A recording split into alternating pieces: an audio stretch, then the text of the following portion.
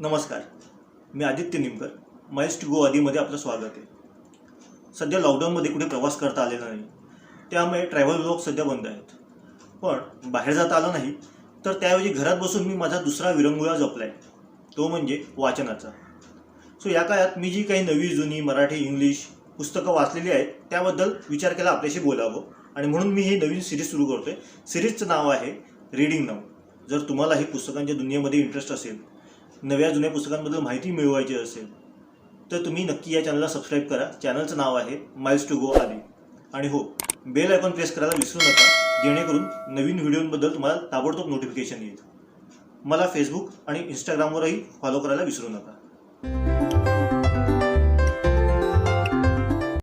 आज मी ज्या पुस्तकाबद्दल बोलणार आहे त्या पुस्तकाचं नाव आहे stories I must tell, the emotional life of an actor. हे पुस्तक आत्मचरित्र आहे प्रख्यात अभिनेते कबीर बेदी यांचं. हे पुस्तक इंग्लिशमध्ये आहे, आत्मचरित्र आहे. एप्रिलमध्येच प्रकाशित झालेलं आहे, अजून मराठीत आलेलं नाही. या पुस्तकामध्ये मला आवडलेली गोष्ट म्हणजे ब्रुटल ऑनेस्टी. अतिशय स्वतःकडे कुठल्याही पद्धतीचं सिंपथी न घेता त्यांनी जे काय त्यांना वाटतं ते अगदी स्पष्टपणे मांडलेलं आहे. त्यांची वेगवेगळी लग्न असो, अफेअर्स असो, आणि करिअरमधल्या काही त्यांना आलेले अडचणी असो, याबद्दल त्यांनी कुठलाही आडपडदा न ठेवता, कुठली भीडभाड न वळवता त्यांनी आपलं मत या पुस्तकातून व्यक्त केले.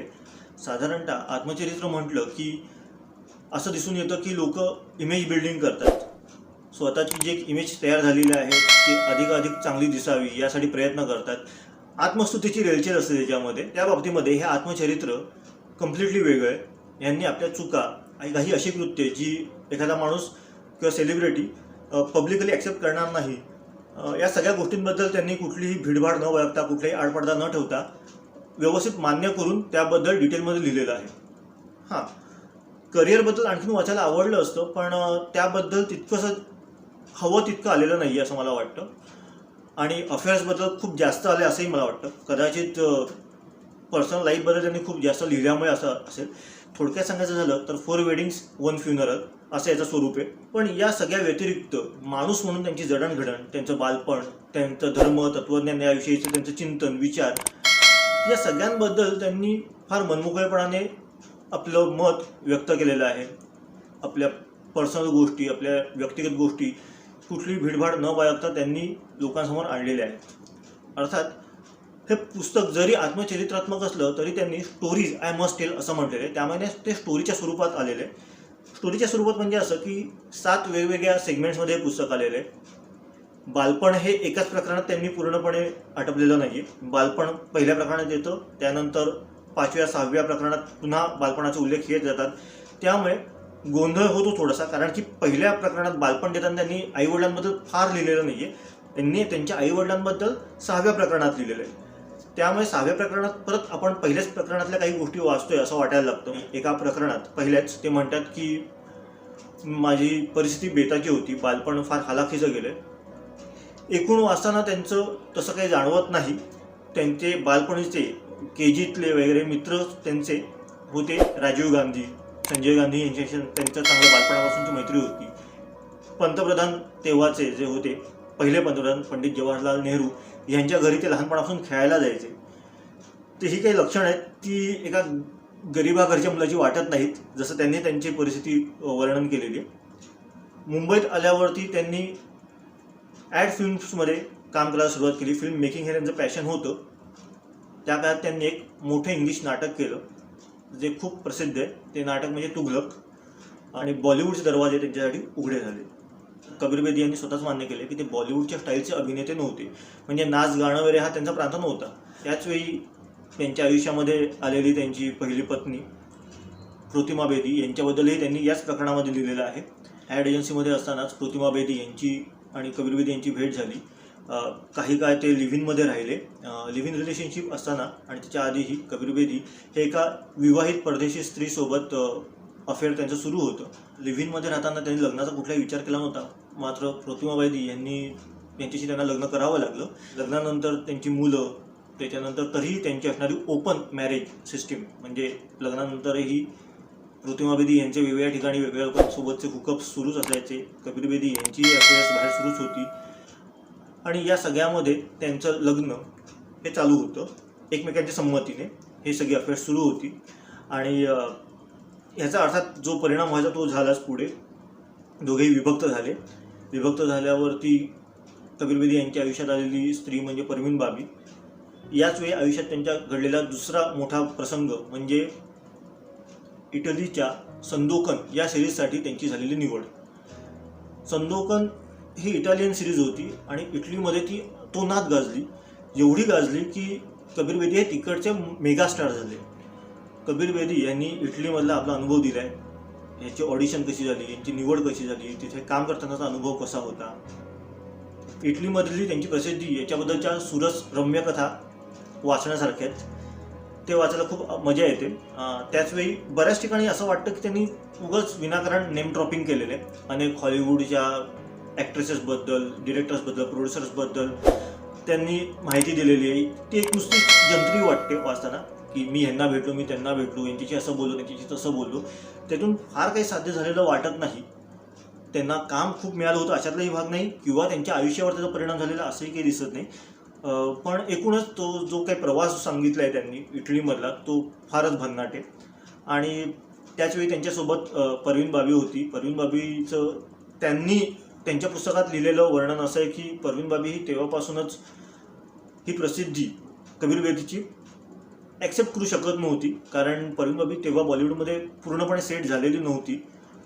परत तिचे मेंटल इश्यूज होतेच. त्या मेंटल इश्यूजबद्दलही कबीर बेदी यांनी फार डिटेलमध्ये लिहिलेलं आहे. या पुस्तकामध्ये त्यांनी वेगवेगळ्या लग्नांबद्दल जितकं लिहिलेलं आहे तितकंच एक खंतावणारी गोष्ट म्हणजे त्यांच्या मुलाचा मृत्यू. स्किझोफ्रेनिक असणारा त्यांचा तरुण मुलगा सिद्धार्थ याच्या मृत्यूबद्दलचं त्यांनी जे लिहिलेलं आहे ते वाचून पूर्णपणे आपण हादरून जातो. आणखीन एक प्रकरण जे मला आवडलं, रादर मला ते खूप जास्त आवडलेलं प्रकरण, मला असं वाटलं की या विषयावरती वेगळं पुस्तक असायला हवं होतं. आणि कबीर बेदी यांनी स्वतःही मान्य केलं की मी या विषयावरती वेगवेगळी पुस्तकं अजून कदाचित लिहीन.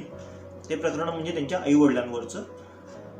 त्यांची आई फ्रेडा ही ब्रिटिश तर वडील पंजाबी लाहोरचे. कबीर बेदी यांचे वडील हे पंजाबी, खरे तर शीखांचे पहिले धर्मगुरू गुरुदेव बाबा नानक यांचे 16वे वंशज आहेत आणि कबीर बेदी त्या अर्थाने 17वे वंशज गुरु नानकांचे. कबीर बेदी यांचे वडील ऑक्सफर्डमध्ये असताना त्यांची भेट फ्रीडा या ब्रिटिश मुलीशी झाली. त्यांनी लग्न केलं.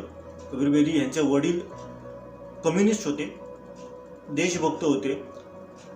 त्याचवेळी ते पत्रकारही होते.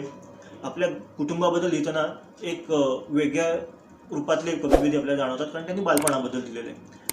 कबीर बेदी यांचं बालपण फार अफाट होतं, फार भन्नाट होतं. शेवटचं प्रकरण आहे ते फार महत्त्वाचं आहे आणि फार इंटरेस्टिंग आहे. ते यासाठी की त्यांनी त्यामध्ये आपल्या अपयशाबद्दल कुठलीही भीडभाड न बाळगता प्रामाणिकपणे सगळं लिहिलेलं आहे. हॉलिवूडमध्ये त्यांना संधी मिळाली होती, हॉलिवूडची दारं उघडी झाली होती. हॉलिवूडमध्ये त्यांनी जेम्स बॉन्ड बरोबर काम केलं होतं. जेम्स बॉन्डच्या सिनेमामध्ये म्हणजे फार मोठी संधी होती. जेम्स बॉन्डच्या ऑक्टोपसी या सिनेमामध्ये त्यांनी काम केलं आणि मेन व्हिलनचं काम होतं आणि ते खूप आंतरराष्ट्रीय स्तरावर गाजले देखील.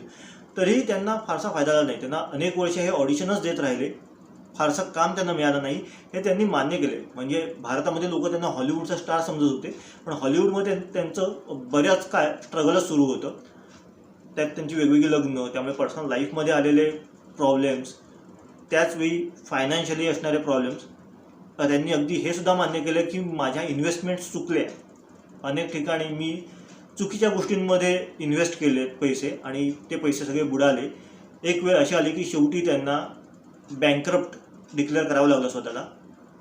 नशिबाने भारतात संधी मिळाली. खून भरी मांग हा त्यांच्या आयुष्यातला सगळ्यात मोठा रोल आणि गाजलेला सिनेमा त्यांना मिळाला. स्त्रीप्रधान सिनेमामध्ये रेखासोबत व्हिलन म्हणून त्यांना काम करायची संधी मिळाली पण त्या सिनेमाने त्यांना भारतात एक मोठी ओळख मिळवून दिली. तर हे पुस्तक वाचताना कबीर बेदी यांचा थिएटरपासून ते जागतिक स्तरावरच्या काही प्रोजेक्ट्समधला प्रवास कसा होता याबद्दल माहिती मिळते. त्यांच्या अफेअर्सबद्दल जर तुम्ही जजमेंटल न होता वाचलं तर तुम्हाला तेही इंटरेस्टिंग वाटू शकतं. कामाबद्दल त्यांनी आणखीन लिहिलं असं तर वाचायला मजा आली असती असं वाटतं पण ते फारसं त्यांनी लिहिलेलं नाही. आई वडिलांवरचं प्रकरण तर फारच भन्नाट आहे. तत्त्वज्ञानाबद्दलचं प्रकरण हे विचार करायला भाग पडतं. मुलाच्या आत्महत्येबद्दलचं प्रकरण आहे ते वाचून आपण आतमधून हेलावतो आणि त्यांनी आपल्या चुकांचा जो पाढा वाचलेला आहे तो वाचून आपल्याला असं वाटतं की हां ह्या चुका आपण करू नयेत. कधीही, म्हणजे आपण त्यासाठी स्टार असण्याची गरज नाही, पण इन्व्हेस्टमेंट किंवा छोट्या मोठ्या चुका, पर्सनल लाईफ स्टेबल नसल्यामुळे होणाऱ्या चुका यांबद्दल आपण त्या प्रकरणातून शिकू शकतो. त्यामुळे जर तुम्ही विचारलं की या पुस्तकातून काय मिळेल किंवा हे इन्स्पायरिंग आहे का आत्मचरित्र, तर मी तसं इन्स्पायरिंग म्हणणार नाही, पण प्रत्येक पुस्तक काही ना काही शिकवून जातं. एकूणच हे पुस्तक वाचनीय आहे. वेस्ट एंड पब्लिकेशननी हे पुस्तक प्रकाशित केलेलं आहे आणि पुस्तकाची किंमत किंडलवरती तरी 400 रुपये. मी किंडलवरती हे पुस्तक वाचले, तर तुम्ही जरूर वाचा. तुम्हाला या पुस्तकाबद्दल काय वाटतं हे नक्की वाचून कळवा. मला या रिव्ह्यूबद्दल काय वाटतं तेही नक्की आवर्जून सांगा. मी वाट बघते. आणि हो, चॅनल सबस्क्राईब करायला विसरू नका. माइल्स टू गो आदी. धन्यवाद.